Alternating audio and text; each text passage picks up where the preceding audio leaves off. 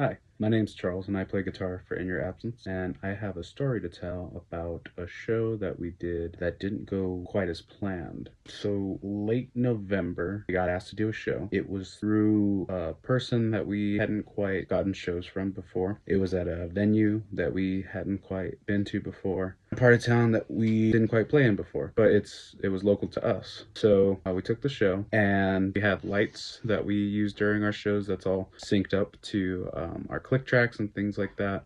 I set up our lights, and I'm just waiting on the guys to get there. And we had done shows with our click, and we had done shows with our lights, and with our wireless in-ear systems and things like that, and everything had gone smooth. But on this particular night, we start playing, and my drummer starts getting off of the click, and then it turns out for some reason his body pack is just changing channels to a channel that he's not on, so he's not getting any click or any mix or anything. We also didn't have floor monitors because we told the sound guy that we weren't going to need floor monitors to reduce, feedback and stuff. So my drummer's pack starts changing. I try to change it back. We start playing another song. It happens again. So that happens a few times. And then I switch guitars at some point, and the guitar that I switched to is having like a weird buzz sound that it usually never has. That's annoying, but it's not the end of the world. I still play the show. After a certain point, the drummer never gets his click back correctly in his ears, so we just decide to abandon the click. We have no lights on stage. It's fairly dark now.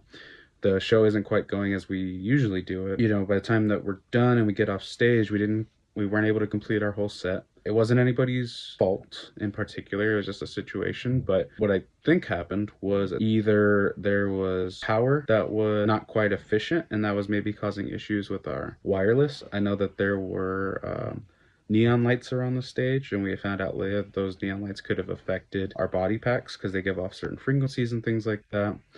And the system that we had used before on a few different shows, and everything went fine. And I thought maybe something was wrong with our system.